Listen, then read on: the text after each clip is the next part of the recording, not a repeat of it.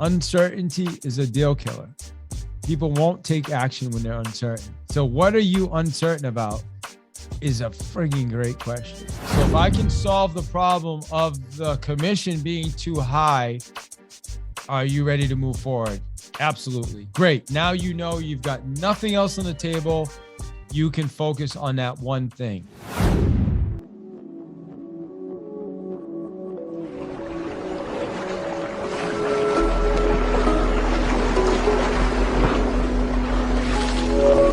All right, so on my lunch break, I just received a phone call from a solar company, and I wish I recorded it.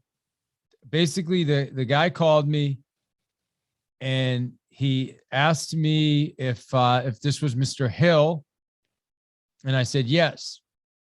And then he went on for about 30 seconds. He first said the wrong pronunciation of my city, which I'm in Worcester, so I don't know what he said. It was like Worcester or something like that. He then used my old address, which I don't live at anymore, which is Robertson Road. And then he went on to tell me how, electric bills, my electric costs are going to be going up 6 to 8 cents in the next couple months, and that is something that I should be concerned about. This is about 30 seconds into the conversation, so I finally was just like, hey, dude, you guys need any sales training? And he was like, what? I was like, I said, who's the manager? Who can I talk to over there so I can hook you guys up with some sales training? Because that's actually what we're doing right now. And the kid was like, what? Do you want solar or not? I was like, so no. Anyway, the call didn't go well. Eventually he got pretty aggressive with me. I ended up just hanging up on him. But here's the thing. He called me at 1:11 Eastern time. I knew I had to jump back on this call at 1:15. So I even looked before, like, should I even answer this call? And then, I planned that out. I'm like, okay, I know I can get off the phone in a minute or less. Then without even asking me if he got me at a bad time or even a good time for that matter, which I would have said no. He went on for about 30 seconds without me saying one word besides, yes, this is David. And then decided he was going to tell me that, saving 6 to 8 cents on my electric bill, per whatever watt was a big deal to me. So it honestly, it just got me thinking, as here we are starting this back up, I'm thinking about this guy's new script, right? So if I would have called and said, hey, David, this is David calling from John Smith Solar. The reason for my call is, electric in your neighborhood is going up 6 to 8% in the next 3 months. Just to make sure I'm not wasting your time. Is that something that you're concerned about? I mean, these guys, right? I mean, and the guy straight hangs up on me. Actually, I think I ended up hanging up on him because he got super aggressive with me. But all I was trying to do is get in touch with like his managers, so I could call them and say, hey, I want to help you guys out with some training, which, as a matter of fact, he gave me a really, really good idea, because now I'm going to make note to reach out to solar companies and figure out who's training their guys to make cold calls, because they make a lot of cold calls, right? All right. Anyway, little off track, I know, but I was one of those things where you want to think about it. If you have a team, or if you have people making calls for you, what do they sound like? Even like consistency in an office. Like if you're running a brokerage, you're running a team, people are answering the calls for you. What does it sound like? Does it sound like, hi, this is David from ABC Realty. What can I get you information on? Is it powerful, concise? Like, people are calling for information. Like, the one thing I love about what Matt's doing is he has a calling service answering 24/7. I'm guessing they're on point. I don't know exactly what they say, but least you've covered, you've got half of that covered, at least, probably the whole thing. So anyway, back to the close. That's what we're going to talk about now in our afternoon session. So we're going to cover two things this afternoon. Is number one is the close, and then we're going to go into some objection handling. I want to actually work with you guys on a way to help people through a stall. And we'll talk a little bit about follow-ups. Actually, that's three things. And then we'll have you guys wrapped up and done like right around 3. Does that work for everybody? Okay, great. I see 1 thumbs up. All right, awesome. 2 thumbs, great. 3 thumbs up. 4 thumbs up. Excellent. What happened to Coffee Guy? Where'd he go? Did we scare him away? Nice Coffee Guy? He's making a sale. Oh, good. All right, awesome. Okay, great. All right, let's go. Let's get going. All right, so we're talking about the close now. I'm going to share my screen with you again. So we're at the close. All right, so we've gone through. We've handled the greeting. I need to call solar companies now. It's my takeaway from today. We've talked about fact finding. We've talked about the demo, and now we're talking about the close. So when all of these line up the right way, the close should be easier. Okay, it should be natural. It should be organic when you've done everything the right way. So here's something really interesting. Present an offer to every buyer, every time, in every situation, no exceptions. So are you always presenting an offer? Are you all, and what this really comes down to is asking for the close every single time. Like, go back to my story from earlier. The for sale by owner, 750,000, said, I'm not signing any paperwork today. Perfect. Excellent. Because there's only 3 things that can happen today. Right? So I presented an offer to him. Here's the 3 things that can happen today. And one of them was you hiring me, which is the one that ended up actually ultimately happening. So always have a proposal. When you show up to meet with somebody, always have a proposal. All right, that's the intention. Jim Rohn, or maybe it was Zig Ziglar, said years ago, we do not want to be professional visitors. Doesn't pay well. You do not want to be a professional visitor. So have an offer. All right, so let me give you some of the requirements for closing the sale. You need to make sure you have the decision maker. This is really, really important. Are you actually talking to the decision maker? Do they have the wherewithal to close? Meaning, do they have the funds, the finances? Is the timing right? Does it make sense? If you're talking to somebody, if you're talking to somebody that's behind on their mortgage, about traditionally selling their house, that might be a problem. Okay, so are they in a position where they can move forward with you? Are they sold on the product? We talked about this earlier. Do they really believe in what you do?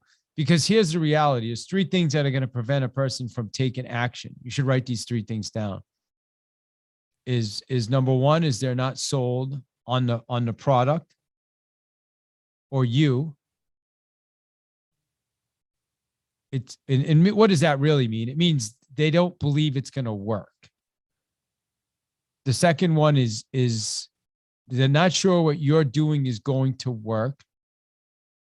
The second one is money, which is a big one. And when in real estate, how does that show up? It shows up in either we don't like your price, it's too low, or sometimes it can be your commission's too high.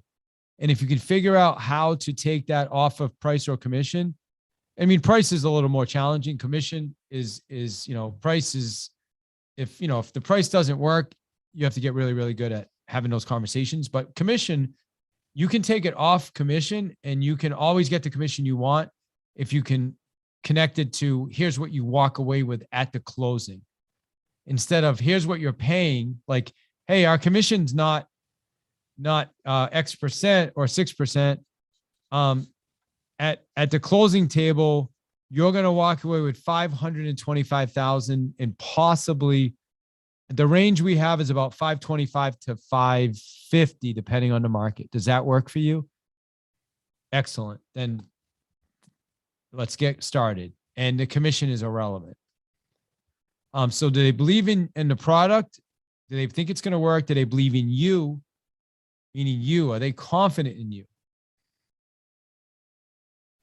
You're going to need a written offer. You want to close somebody, you have to have a written offer. It's impossible to close. And don't be like, I don't know, some people do this, like they'll meet with somebody and then say, I'm going to send you the paperwork after. I use an iPad. I carry it with me everywhere. My contracts are right on it. When somebody's ready to go, I just have them signed personally. I mean, the iPads the last couple of years. Before that, I always carried a pad, you know, one of those clipboards with my contracts, and I always had people sign because too many things can happen. So if somebody's ready to sign, why not have them sign now? Did anybody have a question on that? No? Okay, great. Written offer and then urgency. There has to be urgency. All right. We got to get started right away. We got to get our photographer over here. We're coming up on the weekend. We can get our photographer out here. It's Tuesday. If we can get our photographer out here, hopefully tomorrow, latest Wednesday morning, we can have the property on the market Wednesday afternoon. We can do our first open house this weekend. We're creating urgency. If there's no urgency, then people aren't going to take action. Just like uncertainty. You need to create urgency. All right. Any questions on any of that I just went through? Here's one of my favorite. Here's one of my. Remember I told you guys to write that down earlier. Uncertainty is a deal killer. People won't take action when they're uncertain. So what are you uncertain about is a frigging great question. Other than that, what's the real concern? Great way to break down an objection. And we're going to go through these in a minute. We're going to do some role play. On a scale of 1 to 10, how do you feel about the investment? If everything was right, what would you do? What's not right? If you do this, what will you do? If you don't do this, what will you do? Have you ever made a bad decision? What was it?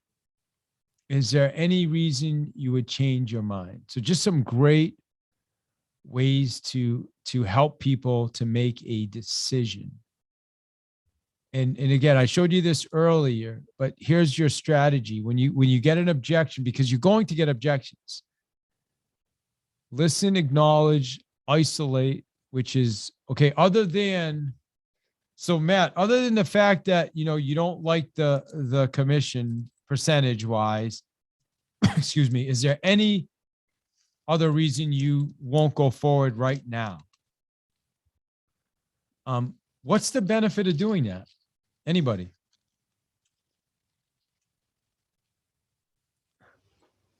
Well, You can't. it identifies the objection. Okay. Yep. I'm sorry. I think I heard Angela as well. Angie. Sorry. You can also see if there's any other objection and they're just using that first one as sort of like a facade. Yeah, that's absolutely. And both right, both correct answers. And it lets you know if they're going to make a commitment.